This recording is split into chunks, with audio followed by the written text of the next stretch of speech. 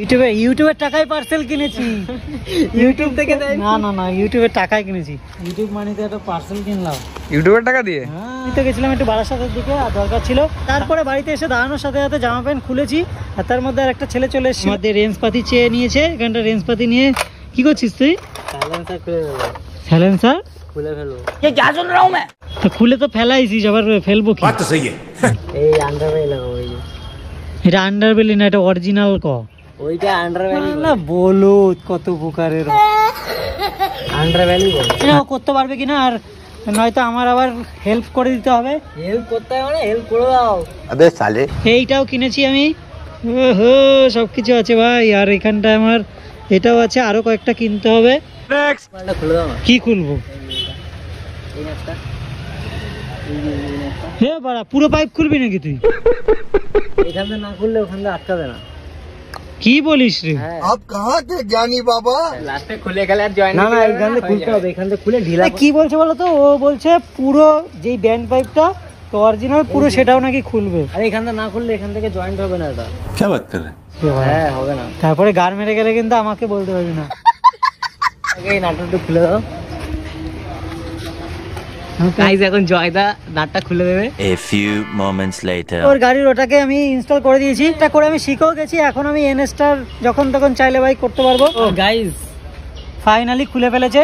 এটা খোলার কারণ আছে, একদিন দুদিনের জন্য এটা খোলা থাকলো, দেন তারপরে আবার লাগাবো। আবার নয়তো স্টক করে দিয়েছি।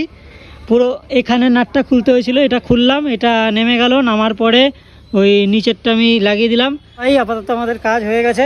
তো সব হচ্ছে ক্রেডিট হচ্ছে জয়দার। জয়দা না থাকলে আমি করতে পারতাম না। একা একা নিয়ে বসছিলাম। হ্যাঁ বসেই ছিল মালটা ধরে, তারপরে আসলাম, এসে খুললাম, হয়ে গেছে।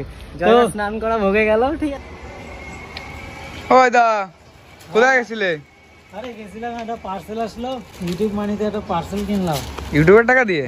চলো এখনই আনবক্সিং করছি। আর আমি এখান দিয়েই ভাই ছিঁড়ে ফেললাম। আর ভাই যদি খারাপ হয় তাহলে তো আবার এটাকে রিটার্ন করতে হবে। বাট মোটামুটি মনে হচ্ছে ঠিক আছে। আর কি কিনেছি সেটা তোমাদের দেখাচ্ছি গাইজ। এই দেখো OnePlus হেডফোন কিনেছি একটা। আর এখানটায় আমাদের বিল বগেরা এইসব আছে। তো বিল টিল দেখানো হবে না, কারণ নাম্বারটা রিভিল হয়ে যাবে। কি বলবো, যাই হোক। তো এরকম সিলটা দেখে নিতে হবে। আর সিল কাটা থাকলে কিন্তু নেওয়া যাবে না। তো সিলটা ওঠানোর সময় একটা আওয়াজও হয়। তো গাইজ ফাইনালি এটা খুলে গেছে। এখন যাই হোক কিছু, এই যে খুলে গেছে। বাট এই যে আমাদের ফাইনালি OnePlus-এর হেডফোন। এটা হচ্ছে Z2, একটা আছে Z2ANC। তো Z2ANC-টা আমার দাদার কাছে রয়েছে, তো সেই কারণে আমি আর ওটাকে নিইনি। তো চলো ভাই খুলে ফেলেছি। আর কি আছে এর মধ্যে? আনবক্সিং ভাই রাস্তা দ্বারাই করে দিচ্ছি। এরকম আনবক্সিং দেখতে পারবে? এটা আছে গাইজ। আর ম্যানুয়াল গাইড আছে, তাও দেখিয়ে দিই। আনবক্সিংয়ের জন্য দেখো কীভাবে করছি। তো এই যে ভাই আমাদের কিছু এই সব জিনিস পেয়েছি। চলো এছাড়া আর কিছু নেই। গলায় দাও ওটা দেখি কেমন লাগে। বাবা সব বক্স মাছ গাড়ি চলে গেল। তো এটা ফাইনালি আমি ইউটিউবের টাকায় কিনেছি, সত্যি কথা। তো চলো এখন এইগুলোকে কাঁচরা হিসাবে রেখে দিতে হবে। আর এই যে আমার হেডফোন, এটাকে এখন পেয়ার করে দেখবো। যদি ঠিকঠাক থাকে তাহলে আমি এটা ইউজ করছি, আর নয়তো আমার এটা রিটার্ন করে দিতে হবে। তো দেখা হচ্ছে পরের ভিডিওতে।